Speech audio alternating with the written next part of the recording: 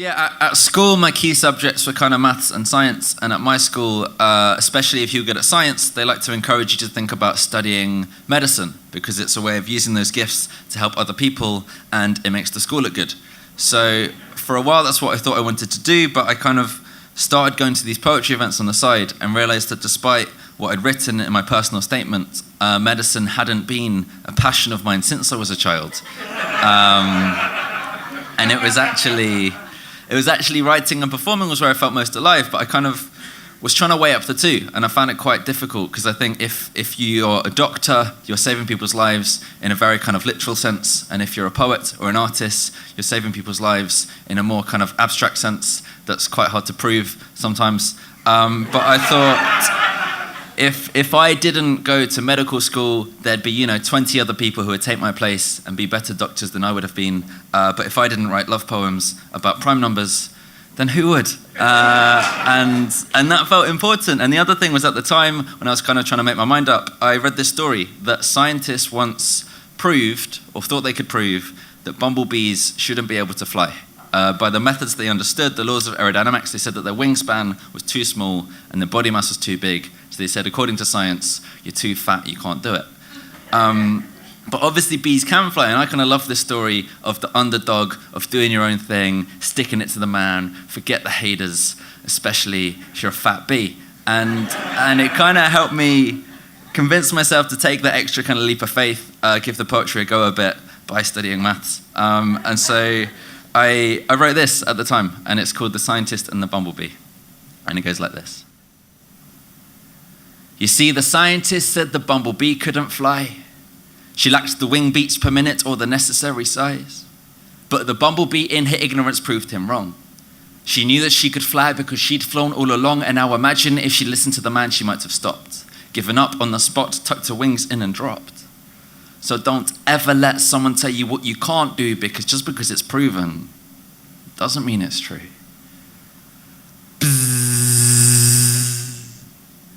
The bumblebee bumbled. Loving her life, she hums as she flies. The bumblebee fumbled, clumsily stumbled from flower to flower.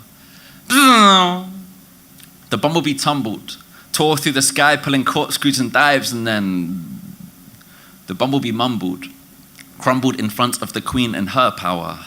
The bumblebee grumbled and think explicit, discovered she'd been labeled a gimmick, and then the bumblebee rumbled, desperate to eat that nectar so sweet.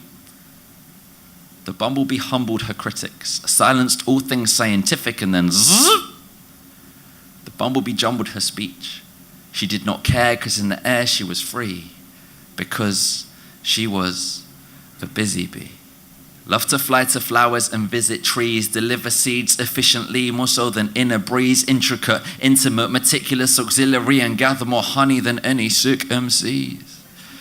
You see, ever since she learned to fly, she earned her stripes. Despite the words of hype from learned types, suppressed the urge to fight or turn and hide into triumph sky and birds up high, her confidence was soaring.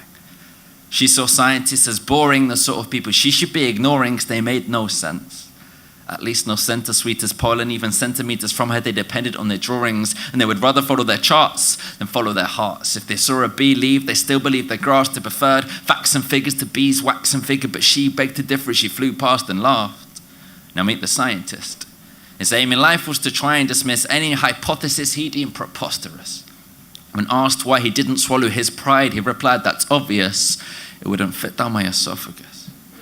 Not quite the optimist, more like the opposite. Less likely to be living in a bubble than popping it. He had, hey, believe everything I say, fever, pollinosis when close to the anomalous, taking measurements, making experiments, accumulating evidence. His brain contained considerable cleverness compared to his intelligence. So busy with bees in the room, he forgot the elephant. And his foolproof was foolproof, except for the truth. And if the bumblebee had read his report, she'd have agreed she was too heavy, therefore should never be airborne. But ignorance is bliss, and that begins with the bee. So this one is for the bees in the hives living lives of aviation.